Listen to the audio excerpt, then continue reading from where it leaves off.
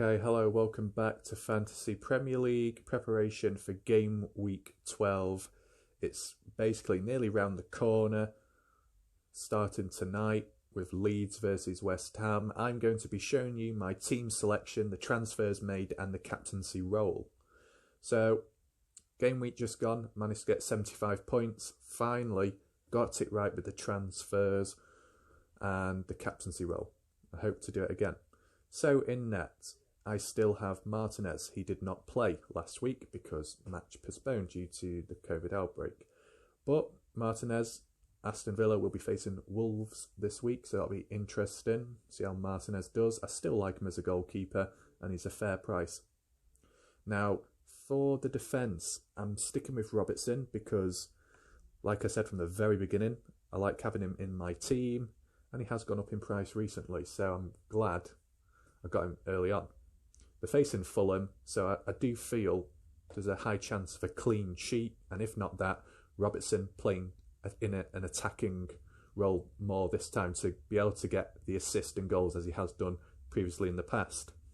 Now, by the side of him, I've got Rhys James. You know, he kind of went downhill towards the start of the season, and he's come back up again with the odd few clean sheets and assist. They'll be facing Everton. Kind of difficult because although Everton aren't doing as well anymore this season, you know, they've gone a bit downhill, you know, Everton could still score the odd goal or so because Calvert-Lewin is consistent, and that would affect Rhys James' point being produced. But, you know, maybe he'll get an assist. Then we got Justin. Just got him there, just for the sake of it. I feel he'll do a better job than the Wolves' defence. So, if he don't play, my bench will take care of that. As for the defence, a little bit interesting. So as you know, well no you won't know because I didn't show you, I do have Ward-Prowse and De Bruyne now, as well as Fernandes. I made the transfer with De Bruyne and Ward-Prowse last week. I did a double transfer, took a -4 point hit to, you know, allow the cost to be made because De Bruyne was expensive. And in the process of that, I got rid of Ziyech and brought in Ward-Prowse, and it worked out because Ward-Prowse got 5 points, got a nice assist, whereas Ziyech only got 2 points, and I believe he is now injured and not playing. So that worked out. As for De Bruyne, I took out Son. Now, although Son did do well, De Bruyne did just as well. And I had De Bruyne as captain, so he got about 28 points, which was really nice to see for a change because basically all these game weeks since the very start I've been getting about 4 to 6 points. It's been terrible. It's a nice change for once. Equally though, with having De Bruyne in now, next week is going to be very interesting because it's Man City versus West Brom. So that could be very good. And it might be consideration of having De Bruyne as captain. Whereas if I brought back Son for this game week alone, Crystal Palace kind of awkward because of Zaha playing now. And equally, next week, Tottenham face Liverpool, so I don't want that kind of conflict. So I'll hold off getting Son, bring him back at a later date. Ward-Prowse, Southampton, doing well. Get a clean sheet here and there, and an assist, most likely. Facing Sheffield United will be interesting. You know, Danny Ings is back, Che Adams is playing, and Walcott's doing all right. McCarthy's doing good as well. Bednarek and Vestergaard doing well with those clean sheet points, very consistent. So hopefully it should go well. And Ward-Prowse can get the odd assist in and maybe get the odd goal, maybe from a set piece, a free kick. Next to him, Bruno Fernandes. Bit of an odd choice. I did have him early on in fantasy football season. Didn't do much, so I got rid of him very quick. And then he started doing well after that. So that's my fault. I paid the price. You know, it could be a disaster. Fernandes versus De Bruyne. But, you know, if it's back and forth, maybe both players will get an assist. You know, even if it didn't turn out well, the importance is next week. Probably going to go up in price, both De Bruyne and Fernandes, because De Bruyne, Man City versus West Brom, that's going to be interesting. And United, Bruno Fernandes against Sheffield United, so they'll probably both go up in price. So it's worth doing it now. And you never know, that might end up both getting a goal and an assist when they face each other tomorrow. You never know. And then next we've got Diogo Jota. Now, all of a sudden, he doesn't seem to be injured. I'm sure there was an injury sign earlier on in the day, but it looks like that's gone away, supposedly. So that's good, promising. Question is, will he play? Will he play the full 90 minutes, or is he only going to get 20 minutes right at the end? Hopefully he does play a bit, because it is against Fulham. Now, I did hear about Salah, quite a few people going on about him. I can imagine him either being the most transferred in, or at least the most captained. It would make sense, because it's against Fulham, and Salah is doing well.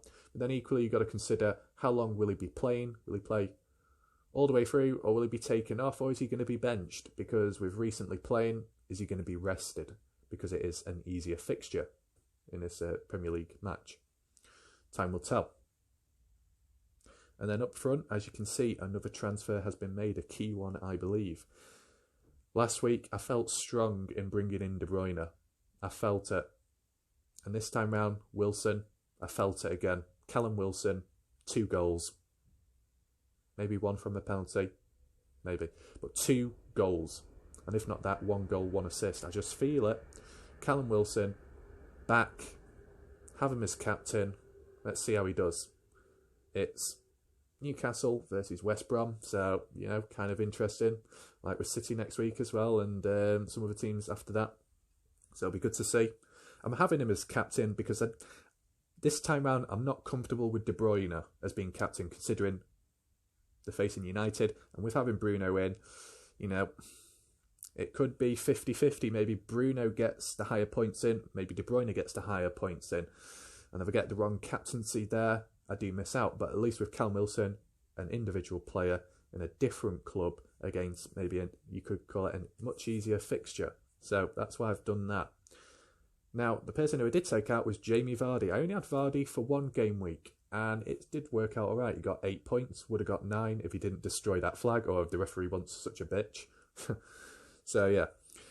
I got rid of Vardy, though. It's because I feel like he might not be as consistent. I might be wrong. We'll see how I'll do against Brighton. But it's just because, you know, it took 89 minutes until Vardy scored. So, you know, it wasn't as promising.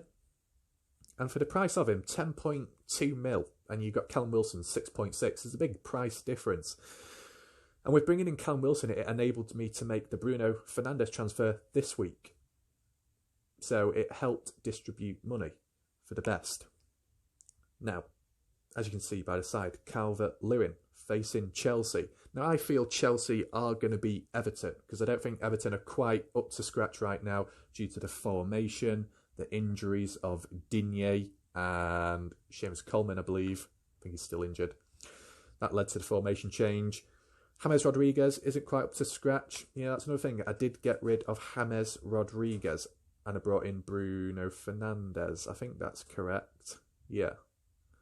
Brought in Bruno Fernandes.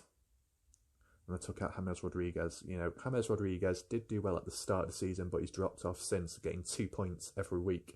I'm not going to stick with that.